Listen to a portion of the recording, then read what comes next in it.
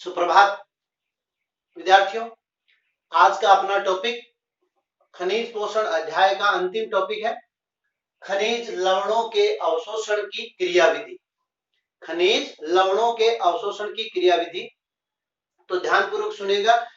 पहले यह माना जाता था कि जो अपन ने पिछले अध्याय में जल अवशोषण की क्रियाविधि पढ़ी थी, तो पहले यह माना जाता था कि जिस प्रकार से निष्क्रिय और सक्रिय जल अवशोषण होता है उसी प्रकार खनिज लवणों का भी अवशोषण होता है। यानी जल अवशोषण के साथ साथ खनिज लवण भी पादप के द्वारा अवशोषित कर लिए जाते हैं। और आप लोगों को याद होगा, मैंने बताया था जल अवशोषण किसके द्वारा होता है? जल अवशोषण मूल रोम के द्वारा होता है। ठीक है, अब ध्यान से सुनिए। वर्तमान अध्ययन के अनुसार यह पता लगा है कि खनिज लवणों का अवशोषण जो है वो जल अवशोषण के साथ नहीं होता, बल्कि इसकी अपनी एक अलग प्रक्रिया है। ठीक है, सबसे पहली बात तो खनिज लवणों का अवशोषण जो है वो आयनों के रूप में होता है। किस रूप में होता है? एक नंबर का प्रश्न पूछा जा सकता है कि खनिज लवणों का अवशोषण किस रूप में होता है? आंसर अपना हो जाएगा आयनों के रूप में। जैसे copper plus plus, potassium plus. Ion का मतलब जिसके ऊपर या तो धनात्मक या फिर ऋणात्मक आवेश उपस्थित हो, उस रूप में इनका अवशोषण होता है। दूसरा अपन ने बात की थी जल अवशोषण किसके द्वारा होता है? मूल रोम के द्वारा। अगर हम मूल की संरचना देखें तो सबसे आगे आगे वाला भाग आप लोगों को याद होगा विभज्योतकी क्षेत्र, फिर उसके पीछे वाला भाग दीर्घीकरण क्षेत्र और उसके पीछे वाला भाग परिपक्वन क्षेत्र। और परिपक्वन क्षेत्र में क्या पाए जाते थे? मूल रोम। और ये मूल रोम क्या करते थे? जल का अवशोषण करते थे। लेकिन यहाँ अब ध्यान दीजिए, प्रश्न आ सकता है एक नंबर का कि खनिज लवणों का अवशोषण मूल के किस भाग के द्वारा होता है? तो विभज्योतकी क्षेत्र और दीर्घीकरण। ये वाला क्षेत्र क्या अपना? दीर्घीकरण। और ये वाला क्या है? विभज्योतक। इन दो क्षेत्रों के द्वारा खनिज लवणों का अवशोषण होता है। तो दो यहाँ एक एक नंबर के प्रश्न मैंने आपको बता दिए। सबसे पहला खनिज लवणों के अवशोषण की क्रियाविधि में कि खनिज लवणों का अवशोषण किस रूप में होता है? आयनों के रूप में। दूसरा प्रश्न, खनिज लवणों का जो अवशोषण है मूल के कौन से भाग के द्वारा होता है? तो विभज्योतकी क्षेत्र और दीर्घीकरण क्षेत्र के द्वारा खनिज लवणों का अवशोषण होता है। उसके पश्चात जल अवशोषण की भांति ही, जल अवशोषण की भांति ही यहाँ पर भी क्या है? दो प्रकार के मेथड है, निष्क्रिय लवण अवशोषण और सक्रिय खनिज लवण अवशोषण। और जैसा कि अपन ने जल अवशोषण में पढ़ा था कि सक्रिय किसको कहते हैं? जिसमें ऊर्जा की आवश्यकता होती है। और पादपों में या सजीवों में ऊर्जा मुद्रा क्या है अपनी? एटीपी। यानी एटीपी की आवश्यकता होती है किसके लिए? खनिज लवणों या यूं कहते हैं आयनों के अवशोषण के लिए। तो वो तो क्या हो जाएगी? सक्रिय। और जब ऊर्जा की आवश्यकता नहीं होती है, बिना ऊर्जा खर्च किए हुए ही खनिज लवणों का अवशोषण होता है, तो उसे निष्क्रिय खनिज लवण अवशोषण कहते हैं। निष्क्रिय खनिज लवण अवशोषण की तीन विधियां है, सहती प्रवाह परिकल्पना, आयन विनिमय सिद्धांत और डोनन साम्य अवस्था। सक्रिय अवशोषण की भी तीन विधियां है, वाहक संकल्पना सिद्धांत, आयन पंप या साइटोक्रोम पंप थ्योरी, विद्युत रासायनिक प्रवणता। इनमें से वाहक संकल्पना सिद्धांत जो है वान डेन होनर्ट, ये एक एक नंबर के तीन प्रश्न बन रहे हैं यहाँ पे। वाहक संकल्पना सिद्धांत किसने दिया? वॉन डेन हॉर्नर्ट ने। आयन पंप या साइटोक्रोम पंप सिद्धांत किसने दिया? लुंडेगार्ड एवं बर्गस्ट्रोम ने। विद्युत रासायनिक प्रवणता का सिद्धांत किसने दिया? पीटर मिचेल या पीटर माइकेल ने। तो ये तीन एक एक नंबर के प्रश्न फिर यहाँ अपने बन जाते हैं। अब हम क्या करते हैं? एक एक सिद्धांत की विस्तार पूर्वक चर्चा करते हैं। पहला है सहती प्रवाह परिकल्पना। क्या है? सहती प्रवाह परिकल्पना, अंग्रेजी में कहते हैं मास फ्लो थ्योरी। अर्थात जब जल का अवशोषण होता है, तो जल का अवशोषण हो रहा है ऊर्जा की सहायता से हो रहा है या बिना ऊर्जा की सहायता से हो रहा है? ठीक है, वो ऊर्जा किस में लग रही है? जल के अवशोषण में लग रही है। या यूं कहेंगे जब वाष्पोत्सर्जन की क्रिया होती है और पादप उस कमी हुई जल की पूर्ति के लिए क्या करते हैं? जल अवशोषित करते हैं। तो बृहद मात्रा में जब जल अवशोषित किया जाता है तो उनके साथ साथ खनिज आयनों का भी अवशोषण हो जाता है। यह हो गया अपना संहति प्रवाह परिकल्पना। ध्यान में रखना है कि जब जल अवशोषण हो रहा है उस जल के साथ फ्लो में बहुत सारे, अंग्रेजी में कहते हैं मास फ्लो हाइपोथेसिस, तो फ्लो में एक साथ जब और कुछ जा रहा है तो जैसे बरसात के दिनों में नालियों के अंदर पानी के साथ साथ बहुत सी चीजें बह जाती है, उसी प्रकार जल के साथ खनिज आयनों का भी अवशोषण यहाँ हो जाता है। दूसरा अपना सिद्धांत है आयन विनिमय सिद्धांत। दूसरा क्या है? आयन विनिमय।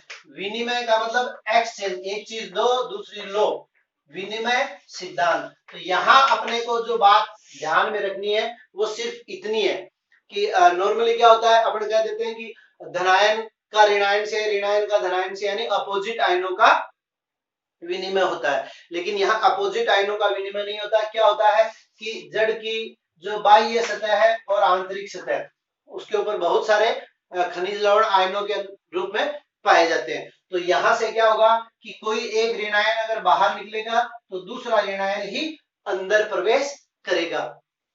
ठीक है, एक धनायन बाहर निकलेगा तो एक धनायन ही अंदर प्रवेश करेगा, अर्थात आयन विनिमय, ऋणायन का ऋणायन के साथ, धनायन का धनायन के साथ विनिमय होता है। इसको क्या कहते हैं? आयन विनिमय सिद्धांत। तीसरा है अपना डोनन, डोनन साम्य अवस्था। तो ये डोनन जो है वो एक वैज्ञानिक का नाम ही है। क्या है? तो इसमें वैज्ञानिक के नाम के प्रश्न पूछने की संभावना नहीं है।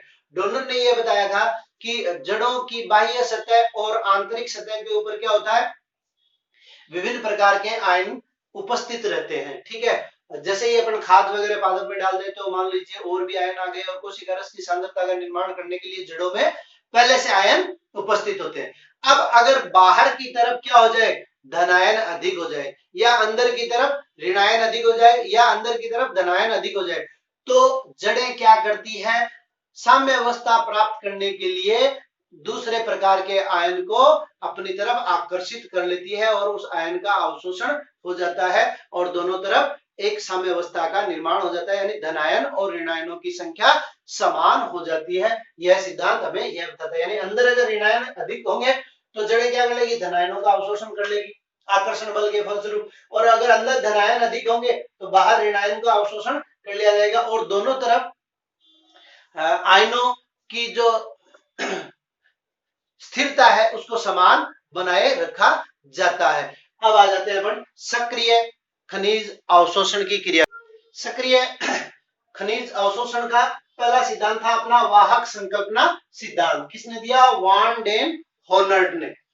देखिए सक्रिय की अपन ने बात की, सक्रिय का मतलब जिसमें ऊर्जा की आवश्यकता होती है। ठीक है, यहाँ 4 प्रकार की क्रियाएं होती है। देखिए सबसे पहले यहाँ क्या लिखा हुआ है, वाहक, यानी जो हम स्वयं कहीं जा नहीं सकते, कहीं जाने के लिए हमें किसकी आवश्यकता है, अगर हम सक्षम नहीं है तो हमें वाहन की आवश्यकता है। ठीक है, स्कूटर है, मोटरसाइकिल है, वो हमें क्या करता है, एक स्थान से दूसरे स्थान पर ले जाकर छोड़ता है। उसी प्रकार यहाँ क्या है, वाहक है। ठीक है, और वाहक कहाँ पाया जाता है, तो कोशिका झिल्ली, जो मूल की कोशिकाएं हैं, जैसे अपन ने बात की विभज्योत और दीर्घीकरण क्षेत्र। ठीक है, तो उन कोशिकाओं की जो कोशिका झिल्ली होती है, उन कोशिका झिल्लियों के ऊपर कुछ वाहक पाए जाते हैं। ठीक है, और वो वाहक क्या करते हैं, देखिए ये वाहक है। ठीक है, ये वाहक एटीपी से क्रिया करेगा। ठीक है, ये निष्क्रिय वाहक है और निष्क्रिय वाहक एटीपी से क्रिया करके क्या करेगा, सक्रिय वाहक, यानी अपन निष्क्रिय वाहक को कह देते हैं एक्स डैश, और अब ये एटीपी से क्रिया करके क्या करेगा, सक्रिय हो जाएगा, तो सक्रिय वाहक को हम कह देते हैं एक्स। और ये सक्रिय वाहक क्या करेगा, बाहर आयन स्थित है, उस आयन के साथ एक कॉम्प्लेक्स का निर्माण करता है, जुड़ता है, सम्मिश्र बनाता है। तो ये बन गया अपना वाहक आयन सम्मिश्र। और फिर ये वाहक क्या करेगा, एक्स क्या है अपना वाहक, जो ऊर्जा युक्त है, क्योंकि इसने यहाँ एटीपी से क्रिया की, और यही हम बात कर रहे हैं सक्रिय अवशोषण में कि ऊर्जा की आवश्यकता होती है। अब इस ऊर्जा की सहायता से ये वाहक क्या करेगा, इस आयन को झिल्ली के उस ओर छोड़ देगा, उस ओर छोड़ देगा, तो इसका मतलब इसकी ऊर्जा खर्च हो गई, और ऊर्जा खर्च होते ही ये वापस किस में कन्वर्ट हो गया, निष्क्रिय आयन में। ये निष्क्रिय आयन फिर क्या करेगा, एटीपी से क्रिया करेगा, सक्रिय आयन में बदलेगा। ठीक है, ये अपना वाहक संकल्पना सिद्धांत। अब देखो मैंने रिएक्शन लिख भी दिया, वाहक प्लस एटीपी, वाहक एटीपी से क्रिया करने के क्या होगा, सक्रिय वाहक में परिवर्तित हो गया।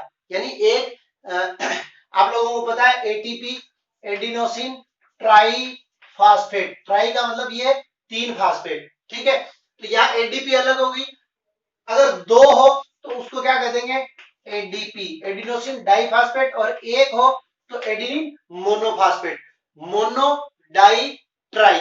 तो यहाँ मोनो से क्रिया होगी, एडीपी अलग रहेगी, और ये किस में कन्वर्ट हो गया, सक्रिय वाहक में। अब ये सक्रिय वाहक क्या करेगा, आयन के साथ क्रिया करेगा, आयन के साथ क्रिया करके क्या बना लिया, वाहक आयन सम्मिश्रण बना लिया। अब वाहक आयन सम्मिश्रण क्या करेगा, बाह्य वातावरण से इसको आंतरिक वातावरण तक छोड़ेगा और वापस किस में बदल गया, निष्क्रिय वाहक में। और आयन कहां चला गया, आयन कोशिका के अंदर प्रवेश कर गया। तो ये अपना सक्रिय खनिज लवण अवशोषण का पहला सिद्धांत वाहक संकल्पना सिद्धांत। दूसरा सिद्धांत है अपना साइटोक्रोम पंप थ्योरी। यह सिद्धांत दिया था किसने, लुंडेगार्थ एवं बर्स्ट्रोम ने। ठीक है, दूसरा सिद्धांत अपना आयन या साइटोक्रोम पंप सिद्धांत। यह सिद्धांत कुछ भी नहीं है, एक लाइन में मैं आपको स्पष्ट कर देता हूं। क्या होता है कि श्वसन दर, रेट ऑफ रेस्पिरेशन, श्वसन दर और ऋणायनों में क्या होता है, संबंध होता है। ठीक है, तो श्वसन दर, श्वसन दर का मतलब क्या है, आप लोगों को मैंने कल भी बताया था। श्वसन क्या है, श्वसन क्या है, भोज्य पदार्थों के विघटन के फलस्वरूप ऊर्जा की प्राप्ति, श्वसन। अब जैसे जैसे श्वसन दर बढ़ेगी इसका मतलब क्या होगा, ऊर्जा बढ़ेगी, और उस ऊर्जा के प्रभाव से ऋणायन अवशोषित होते जाएंगे। ध्यान में रखना है, यहां अगर मैं लिख दूं धनायन, धनायन तो क्या होगा, निष्क्रिय अवशोषण, और यहां लिख दूं ऋणायन, तो ऋणायन और श्वसन दर में क्या है, संबंध है। तो ऋणायन और श्वसन दर में संबंध होने के कारण आयन क्या हो जाएंगे, सक्रिय आयन, और फिर इनका अवशोषण। ठीक है, यह परिकल्पना थी किसकी, लुंडेगार्थ एवं बर्स्ट्रोम की। इन्होंने क्या बताया कि श्वसन दर और ऋणायनों में संबंध होता है, तो जैसे जैसे श्वसन दर बढ़ती है ऋणायनों का अवशोषण भी क्या होगा, बढ़ जाएगा, और श्वसन दर घटेगी तो ऋणायनों का श्वसन, ऋणायनों का अवशोषण भी घट जाएगा। लास्ट अपनी संकल्पना है विद्युत रासायनिक, विद्युत रासायनिक प्रवणता सिद्धांत कहते हैं या परिकल्पना कहते हैं। ये तीसरा सक्रिय सिद्धांत है। यह दिया था आप लोगों को याद होगा, अभी मैंने बताया था, पीटर मिचेल कहते हैं या माइकेल कहते हैं। ठीक है, इनके अनुसार क्या होता है कि झिल्ली की, झिल्ली कौन सी, कोशिका की, किसकी कोशिका, जड़ की कोशिका, जड़ की कोशिका की झिल्ली के दोनों ओर क्या होता है, विभिन्न प्रकार के आयन उपस्थित होते हैं, और उन आयनों के उपस्थित होने के कारण झिल्ली के दोनों ओर एक विद्युत रासायनिक प्रवणता या रिडॉक्स तंत्र उत्पन्न हो जाता है, और उस रिडॉक्स तंत्र के प्रभाव के कारण एटीपेज एंजाइम जो है, जो एटीपी पे क्रिया करता है, एटीपेज, ये अपन एंजाइम वाले पार्ट में पढ़ेंगे। ठीक है, एटीपेज एंजाइम क्या करता है, आयनों को सक्रिय कर देता है और उनका अवशोषण हो जाता है। तो इस प्रकार से ये अपनी तीसरी विधि संपन्न होती है, खनिज लवणों के अवशोषण की, सक्रिय अवशोषण की तीसरी विधि थी जिसे पीटर मिचेल ने दिया था, और इसी के साथ अपना ये खनिज पोषण अध्याय जो है वो समाप्त होता है। धन्यवाद।